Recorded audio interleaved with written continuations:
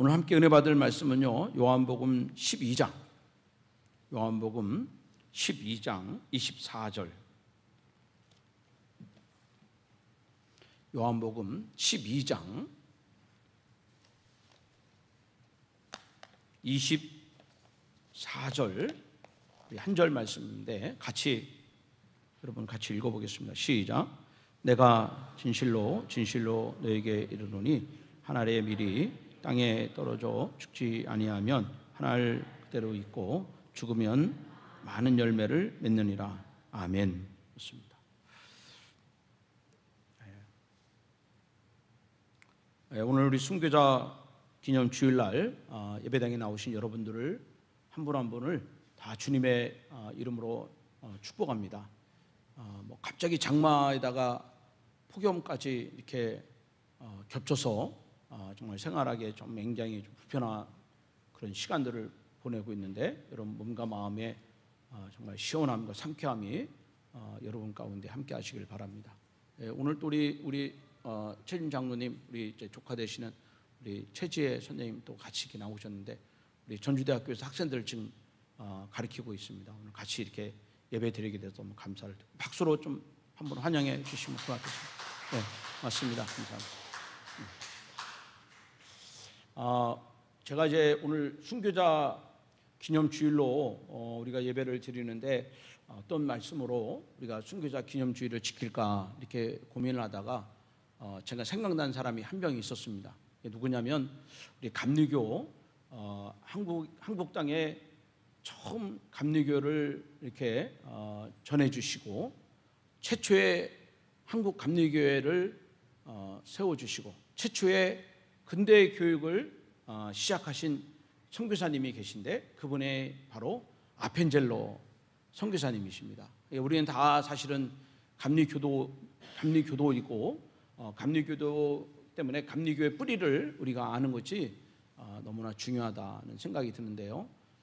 여러분 이제 오늘 이 아펜젤로 선교사님의 일생을 통해서 우리가 다시 한번 감리교의 역사를 재점검해보고, 그리고 아펜젤로 선교사님을 비롯해서 우리 한국 땅에 복음을 전해주신 그런 순교자들을 우리가 생각해보면서 감사하고 은혜를 나누는 그런 시간이 되시기를 바랍니다. 어떻게 보면 이제 그 아펜젤로의 역사를 이렇게 쭉 다루다 보니까 좀 지루하겠다는 생각도 들지 모르겠지만, 여러분 순간순간 그 속에서 하나님이 주시는 그런 은혜를 말씀을 통해서 이렇게 잘 경험해 봤으면 좋겠습니다. 서울 그 마포구 합정동에 가면 그 양하진 외국인 선교사 묘지가 있습니다. 여기는 이제 그 우리 한국 땅에 오셔서 복음을 전하다가 한국 땅에서 돌아가신 그런 순교자들, 외국인들을 안치하는 그런 곳인데요. 이분들이 이제 한국 땅에 오실 때는 되게 조선 후기 시대, 또 그 일제 탄압의 시대, 또 전쟁의 시대 때 한국 땅에 오셔서 이제 그 영적으로 죽어가는 우리 조선의 백성들에게 복음을 증거하고, 또 우미한 우리 국민들을 깨어나가는 그런 일들을 저 선교사님들이 잘 감당을 하시게 된 것입니다. 저 선교사님들 가운데 말씀드린 것처럼 한국 땅에 최초로 이 감리교의 신앙과 또 감리교회를 세워주신 아펜젤로 선교사님의 기념 묘비가 저기에 안치가 되어 있습니다.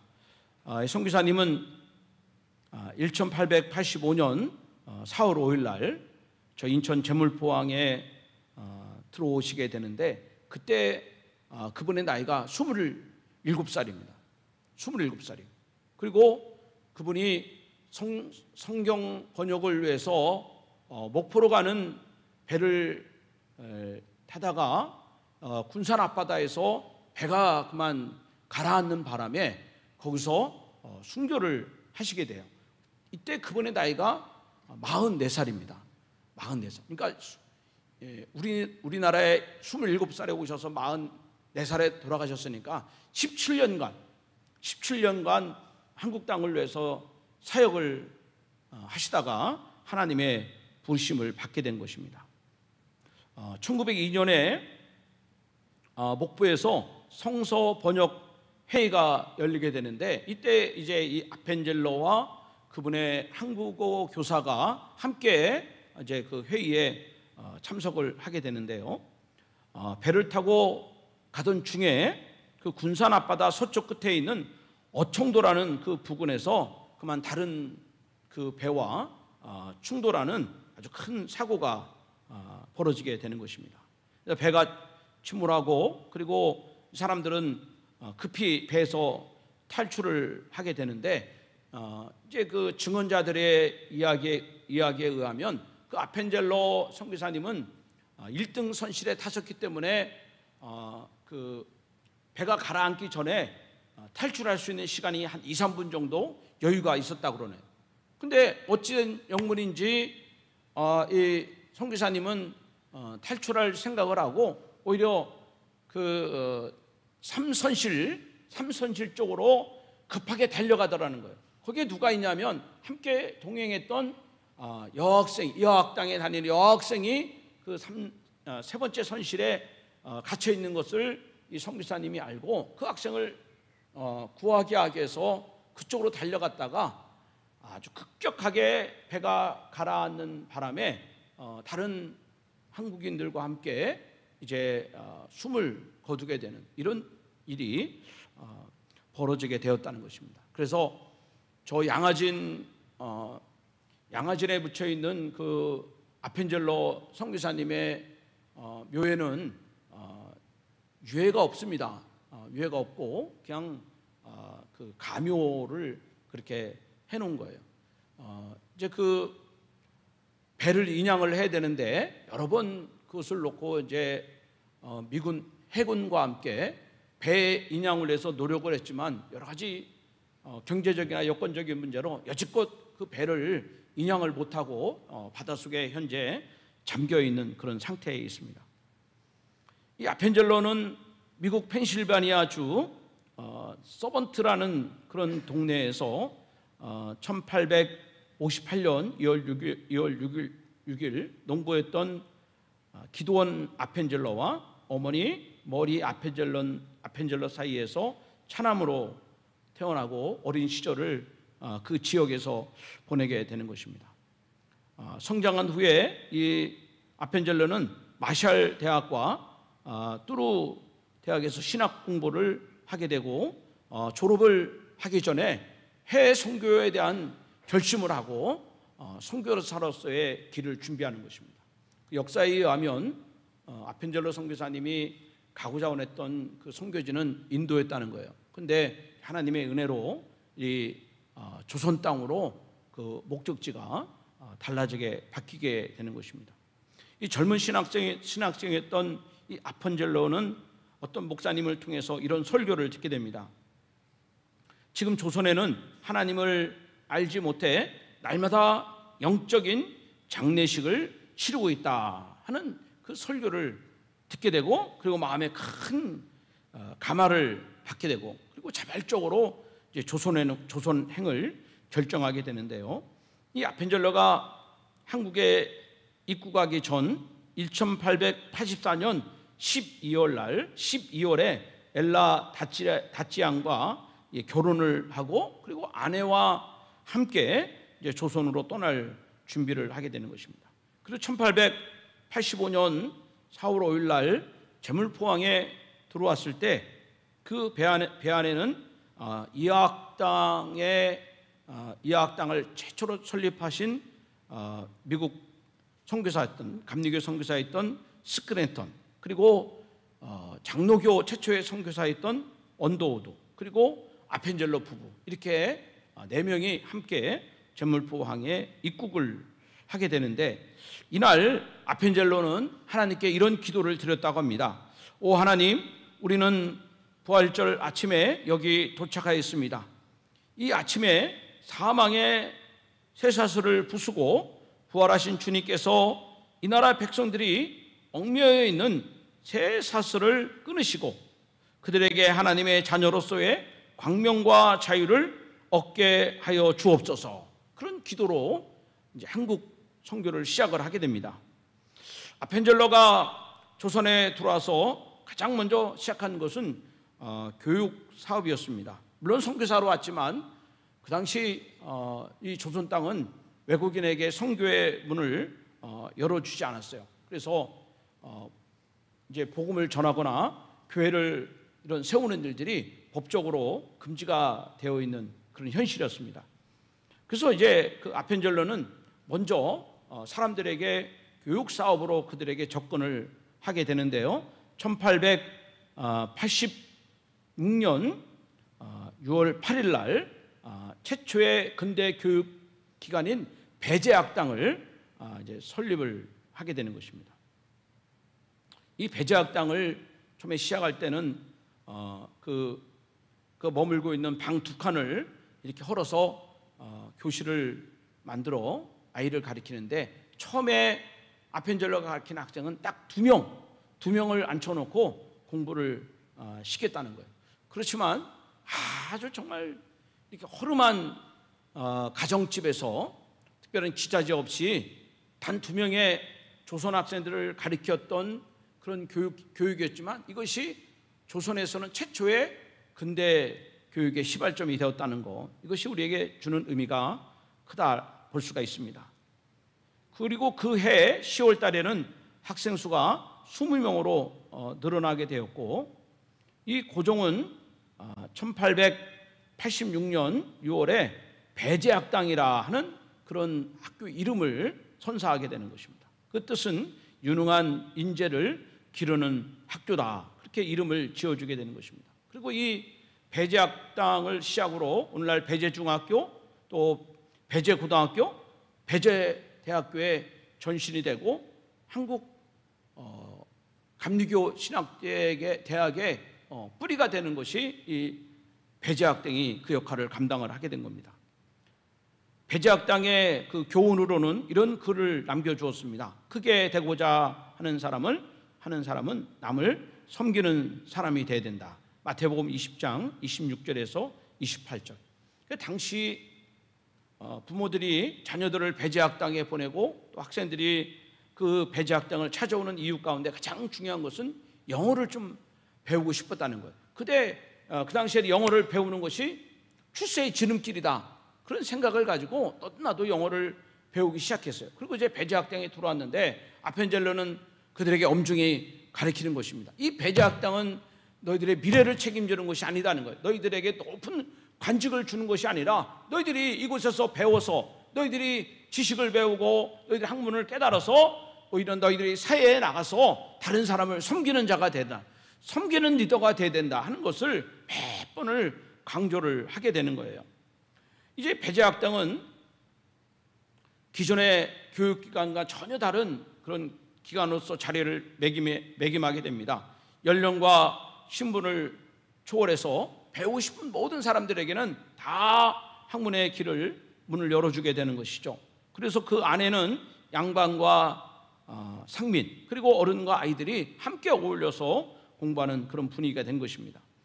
또 배제학당은 이전에 서당에서 가르치던 그런 학문과는 다르게 근대 학문을 가르치기 시작한 것입니다. 여기서 생리학이나 역사, 지리, 예술 등 이런 그런 서양의 학문들을 전반적으로 다 다루는 기회를 갖게 된 것입니다. 그리고 모든 수업은 영어로 진행이 되었고, 그리고 이 학생들이 그 안에서 시대의 흐름을 알고 눈을 뜰 수 있는 그런 지식인으로서 자라나게 되는 것이죠. 특별히 그 배제학당 출신으로는 우리나라 초대 대통령이었던 이승만 대통령, 또 한글을 집대성한 주시경 선생, 또 민족 시인이었던 김소월, 청산리 대첩의 명장이었던 지정천 장군, 그 다음에 독립신문을 발간하시고 독립운동을 했던 서재필 박사 등 정말 많은 당시의 지도자들이 이 배제학당에서 공부를 하고 독립운동의 그런 기틀을 마련하게 된 것입니다. 우리가 이제 그 아펜젤러 선교사님을 생각할 때 우리가 동시에 생각할 수 있는 것은 이분은 한국에 오셔서 한국 최초의 감리교회를 세우신 분이다. 감리교회를 건축하신 그런 분이십니다. 이분이 세운 한국 최초의 감리교회가 바로 정동 제일교회입니다.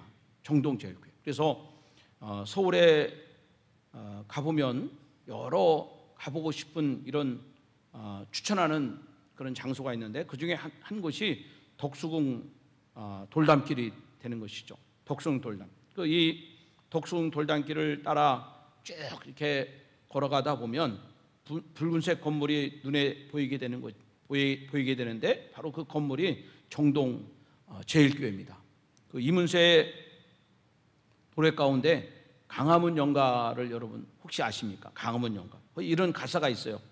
언덕길 정동길엔 아직 남아 있어요.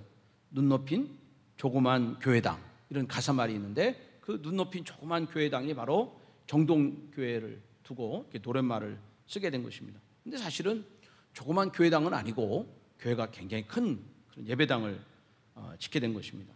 이 교회는 한국 감리교 최초의 교회이고 그다음에 19세기에 지어진 유일한 건물로 120년 동안 보존된 고딕 양식 예배당입니다. 그리고 우리 한국에 최초로 오르간이 들어온 그런 교회가 이 정동 제일교회입니다. 1893년에 이 교회 건축이 시작해서 2년 동안 건축이 계속 진행이 되었는데 완공 후에도 이 교회는 미화로 한 $200 정도의 빚을 끌어안게 된 것입니다. 그래서 이 교회가 이 빚을 좀 청산하기 위해서 어느 주일 아침에 우리가 이 교회 부채를 갚기 위해서 다 헌금을 좀 합시다. 그렇게 마음을 모으게 된 것입니다. 그리고 그날 거친 헌금이 겨우 $50에 불과했다는 것입니다. 근데 이제 그 정동교회는 여러분 사진을 보면 아시겠지만 그 교회의 많은 학생들 중에 배제학당과 이화학당의 학생들이 그 교회에 출석을 하고 있었습니다. 근데 기숙사로 돌아온 이 여학생들이 서로 모여서 회의를 한 겁니다. 우리가 가지고 있는 이것을 우리가 오늘 다 몽땅 이걸 다 바쳐서 우리가 건축원금에 도움을 주자. 그렇게 학생들이 회의를 하게 되는 것이죠. 그리고 저녁 예배가 됐을 때 그 여학생 한 명 한 명이 내게 있는 모든 것을 아낌없이 바치네. 내게 있는 모든 것을 주를 위해 바치네. 그러면서 한 명씩 강대상에 나와서 그들이 하나님께 자기의 드린 것을 바쳤다는 거예요.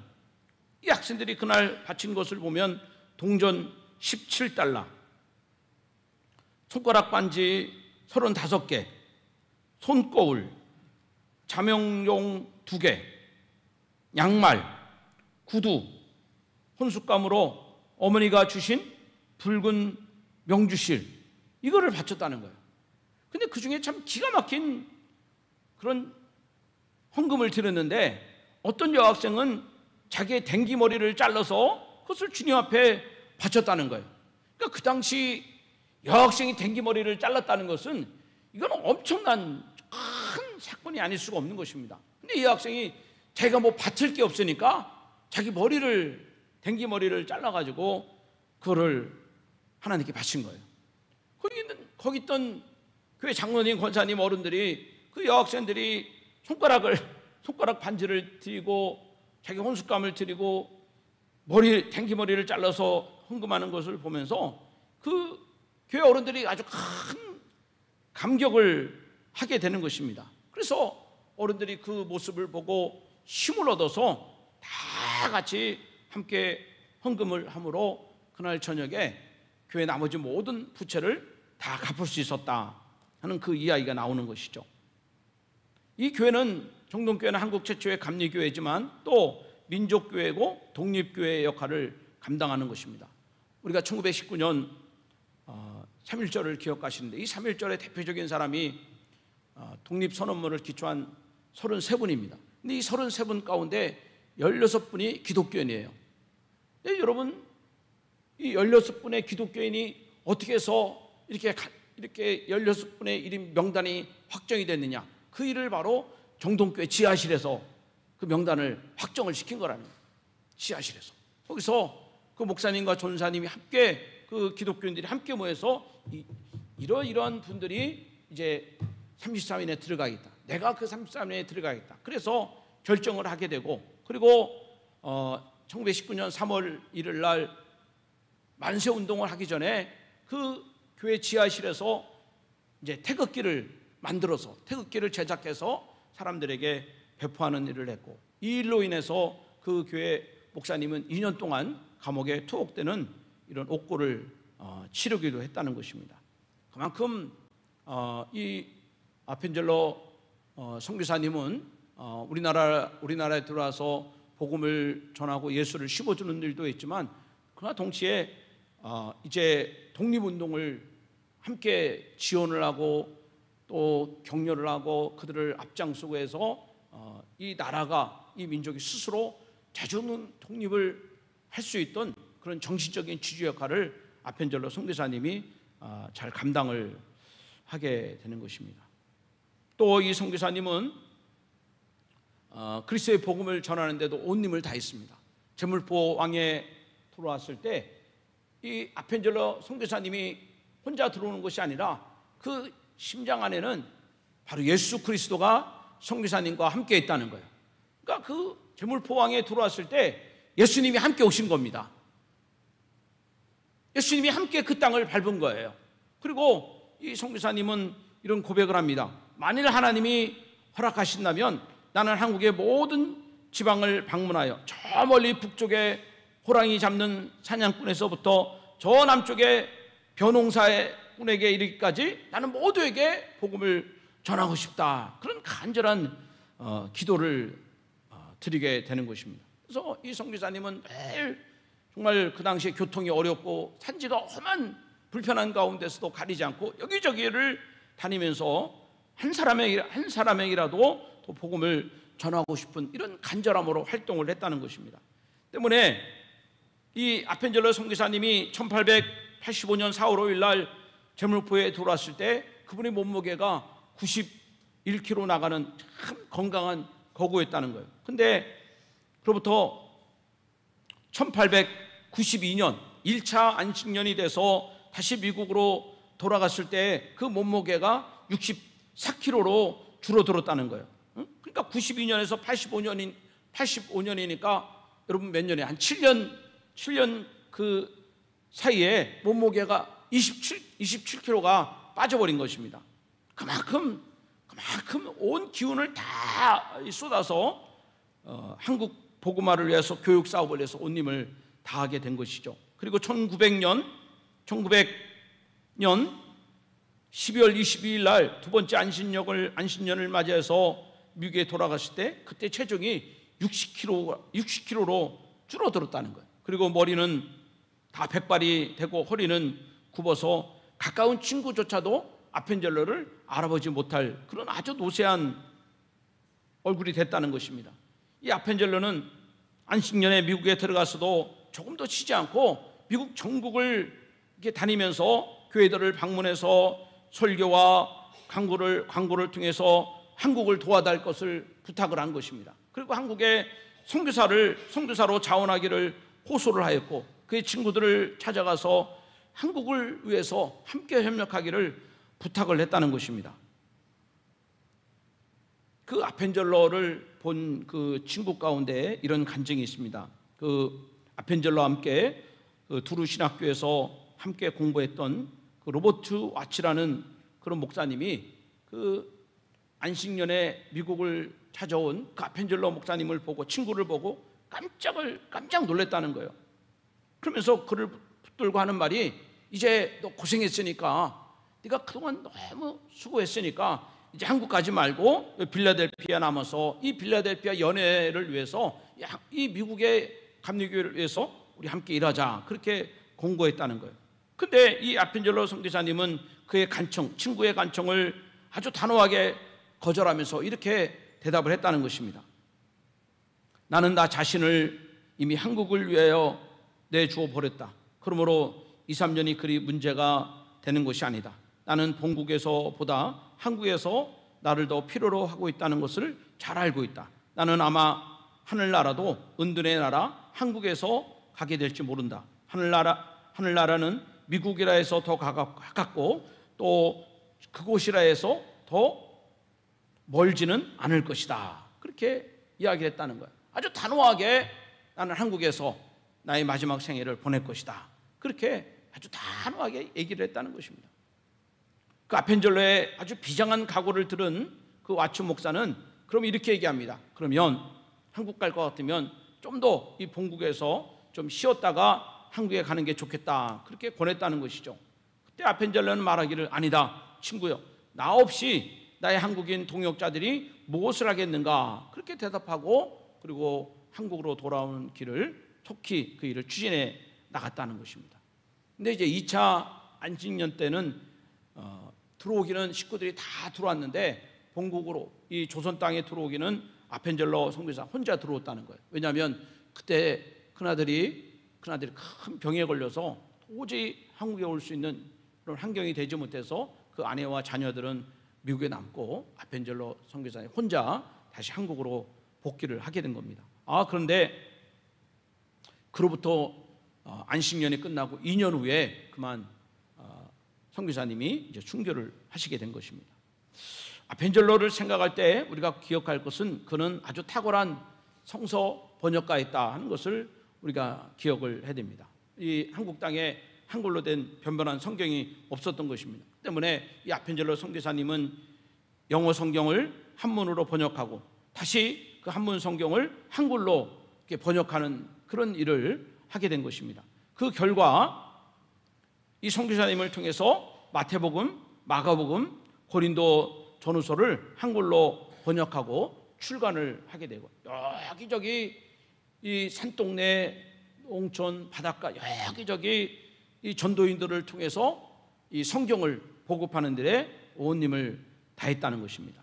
그래서 아펜젤로가 세상을 떠나게 된 것도 그 성서 번역 때문에 그렇다는 것이죠. 아까 서두에 말씀드린 것처럼 자기 한국어 교수였던 그런 조한규 씨라는 분과 또 이화학당 여학생과 함께 그 목포에서 열리는 그 성서 번역자 대회에 참석하러 갔다가 배 충돌로 인하여서 그 여학생을 건지기 위해서 선실로 내려갔다가 결국 빠져나오지 못하고 큰 참변을 당하게 되는 것입니다. 그래서 이제 그 아펜젤로 선교사님의 그 마지막도 예수님처럼 정말 친구를 위해서 자기 목숨을 버리는 완전한 그런 성화의 모습을 우리에게 보여주고 정말 형제를 사랑하는, 이웃을 사랑하는 모습이 무엇인가 하는 것, 정말 이런 아름다운 죽음으로써 우리에게 큰 감동을 주게 되는 것입니다. 아펜젤로 선교사님은 세상을 떠났지만 그러나 그 가족들을 통한 한국 사랑이 계속 이어지는 것을 볼 수가 있습니다. 사진을 보시면 알겠지만 이 아펜젤로는 그 아펜젤로 부부 사이에 일남 3녀를 출생을 하게 되는데요.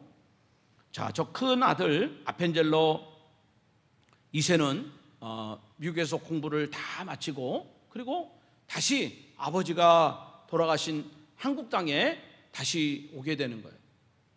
그리고 그 땅에 돌아와서 그 아버지가 이룬 이 배제학당 4번째 그 교장이 되는 것입니다. 근데 1920년에 아들이 돌아왔을 때 1919년에 3.1운동이 일어나고 1920년에 3.1운동 2주기가 됐을 때 배제학당 학생들이 다 학교를 파업을 하고 동맹 휴업을 하게 되는 거예요. 이 일로 인해서 아펜젤로 2세가 일제에게 큰 압박을 당하는 거예요. 학생들을 관리를 잘하지 못한다는 것으로 일제에게 큰 압박을 당하고 그리고 독립운동을 한 학생들을 다 처벌할 것을 강요를 하는데 근데 아펜젤로 이 아들은 말이죠, 학생들을 처벌하지 않아요. 일제의 말을 따르지 않습니다. 그렇게 배제학당을 지키고 학생들을 지키다가 결국은 일제에 의해서 강제로 추방을 당하게 됩니다. 그리고 한국을 떠나고 나서 1953년 12월 1일 날 뉴욕 감리교 병원에서 그만 세상을 떠나게 되는데 이 아펜젤로 2세가 세상을 떠나면서 유언하기를 내가 죽으면 우리 아버지가 묻혀있는 한국 땅에 나를 묻혀달라, 그렇게 유언을 하게 되는 거예요. 그리고 1954년에 그 아펜젤로 2세 유해가 한국 땅에 돌아오게 되는데, 이 당시에 정동 제일교회에서 2,000명이 넘는 조문객들이 모여서 그 아들의 유해를 받게 된 것입니다. 그리고 아버지와 아들이 정말 대를 이어서 한국 땅을 위해서 그렇게 순교를 당하고 한국 땅을 위해 선신한 그 부자의 그 큰 사랑과 헌신을 모든 사람들이 기억을 하게 됩니다. 그리고 우리가 또 생각할 것은 첫째 딸, 바로 앨리스 아펜젤로, 이 앨리스 아펜젤로를 생각을 해야 됩니다. 이 첫째 딸 앨리스도 역시 미국에서 공부를 하고 학위를 받은 후에 다시 자진해서 한국 땅으로 돌아오게 되고, 그리고 그는 마지막 죽기까지 독신으로 지내면서 이화학당을 섬기게 되는 것입니다. 저 이화학당은 아펜젤로와 함께 한국 땅을 밟은 스크래톤을 통해서 이화학당이 시작이 되는데, 이 스크래톤 부인이 여학생을 가르치기 시작하면서 그 여학생들에게 배움의 기회가 열리게 되고, 또 한국의 여자 지도자들을 이렇게 양성하는 이화학당 교육기관이 이제 뿌리를 내리게 되는 것입니다.